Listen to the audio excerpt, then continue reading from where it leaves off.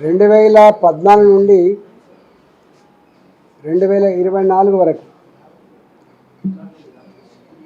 10 సంవత్సరాల కాలం పాటు దేశమే గర్వించే పద్ధతులలో ఎక్కడ కూడా ఒక స్కామ్ లేకుండా,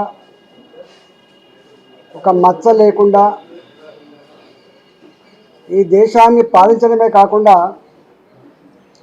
ప్రపంచ చిత్రపటం మీద భారత ఔన్నత్యాన్ని, గౌరవాన్ని నిలిపినటువంటి వ్యక్తి నరేంద్ర మోడీ గారు.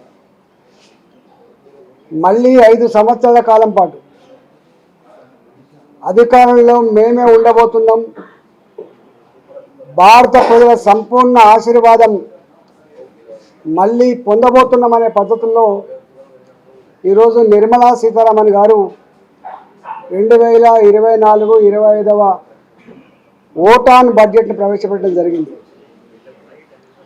ఈ ఓటాన్ అకౌంట్ బడ్జెట్లో ప్రత్యక్ష పన్నులు కానీ, పరోక్ష పన్నులు కానీ ఇంత కూడా మార్పు లేకుండా, ఎవరి మీద భారం పడకుండా ఇవాళ బడ్జెట్ ప్రవేశపెట్టడం జరిగింది. గడిచిన 10 సంవత్సరాల కాలంలో సొంత ఇంటి కళ నెరవేర్చే బాధ్యత తీసుకున్న నరేంద్ర మోడీ గారు 4 కోట్ల ప్రజలకి, పేద ప్రజలకి సొంత ఇంటి కళను నెరవేర్చడమే కాకుండా మళ్ళీ 5 సంవత్సరాల కాలంలో, రాబోయే 5 సంవత్సరాల కాలంలో మళ్ళీ గుడిసెల్లో మగ్గే, ప్లాస్టిక్ షీట్ల కింద మగ్గేటువంటి, మురికి కూపాలతో పక్కకు జీవించేటువంటి పేదలకి 2 కోట్ల ఇళ్ళు కట్టిస్తానటువంటి మరొకసారి హామీని ఇవ్వడం జరిగింది.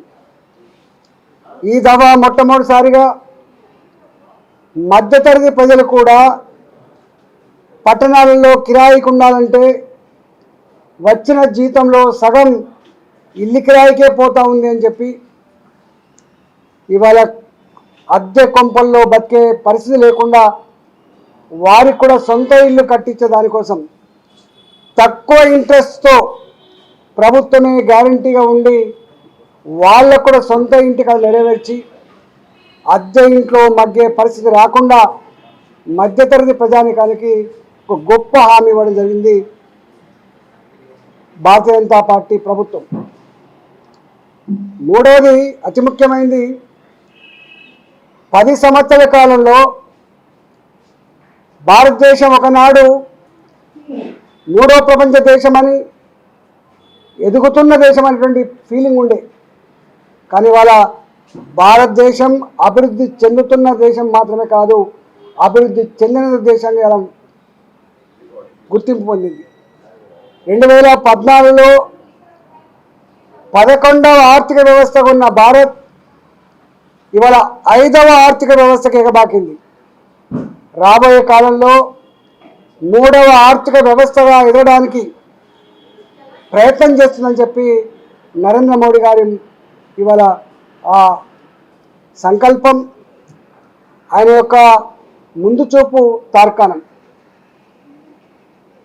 10 సంవత్సరాల కాలంలో ఇన్ఫ్రాస్ట్రక్చర్ గ్రోత్ విషయంలో రైల్వేస్ రంగం కావచ్చు, ఎయిర్పోర్ట్ రంగం కావచ్చు, నేషనల్ హైవేస్ కావచ్చు, అన్ని రంగాల్లో గత 50 ఏళ్ళుగా జరగని అభివృద్ధి 10 సంవత్సరాల కాలంలో చేసి భారత ప్రజానికానికి అనేక సౌకర్యాలు కల్పించినటువంటి ప్రభుత్వం కూడా ఈ భారతీయ జనతా పార్టీ ప్రభుత్వంగా, నరేంద్ర మోడీ గారి ప్రభుత్వంగా ఉంది. 80 కోట్ల మంది ప్రజానికానికి కరోనా వచ్చినప్పటి నుంచి ఆకలితో అలమటించొద్దని, పేదలకు కనీస భుక్తి కలిగించాలని చెప్పి, ఆహార ధాన్యాలు అందించాలని చెప్పి 80 కోట్ల ప్రజానికానికి నెలకి వ్యక్తికి 5 కిలోల చొప్పున బియ్యం అందించడమే కాకుండా ఓపెన్ మార్కెట్లో మధ్యతరగతి ప్రజానికానికి బియ్యం అత్యధిక ధర కాకుండా 29 రూపాయలకే బియ్యం అందించే కార్యక్రమానికి కూడా శ్రీకారం చుట్టిన వ్యక్తి నరేంద్ర మోడీ గారు. ఇవాళ ఎక్కడ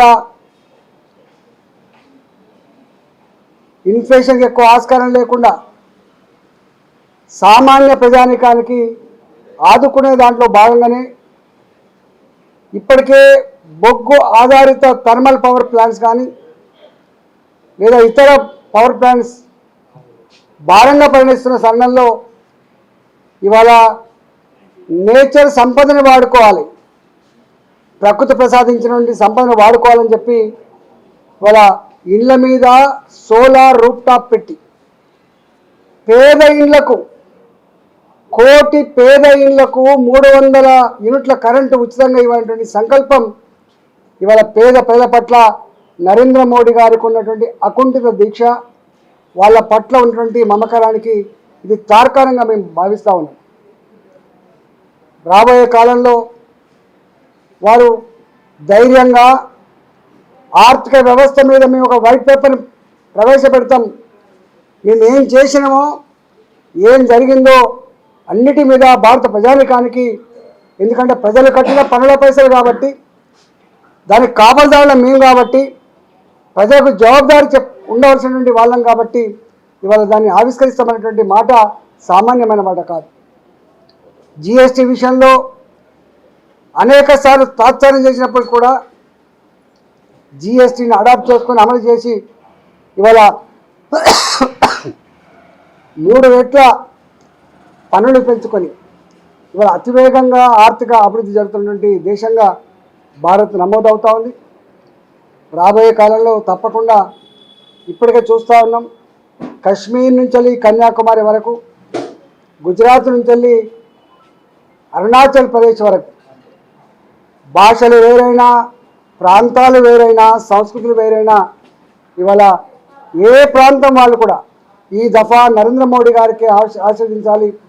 నరేంద్ర మోడీ గారి నాయకత్వంలోనే ఈ దేశం సుభిక్షంగా ఉంటుంది, ఈ దేశం పురోగమిస్తుంది, ఈ దేశంలో ఉన్న ప్రజల ఆత్మగౌరవం ఇనుమడింపజరుగుతున్నటువంటి భావన ఇలా బలంగా కనపడతా ఉంది.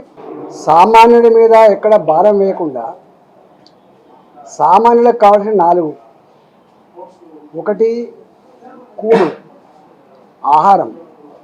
మీకు తెలిసి ఇప్పటికే 80 కోట్ల మందికి ఈ దేశ చరిత్రలో మొట్టమొదటిసారిగా ఇన్ని సంవత్సరాల కాలం పాటు ఆహార ధాన్యాన్ని అందిస్తున్నటువంటి ప్రభుత్వం ఈ ప్రభుత్వం. 1.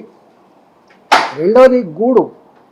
4 కోట్ల మందికి ఇల్లు కట్టించడమే కాకుండా రాబోయే కాలంలో కూడా 5 సంవత్సరాల కాలంలో 2 కోట్ల ఇళ్ళు పేదలకు కట్టిస్తున్నటువంటి హామీ పేదల కోసమే ఇచ్చారు.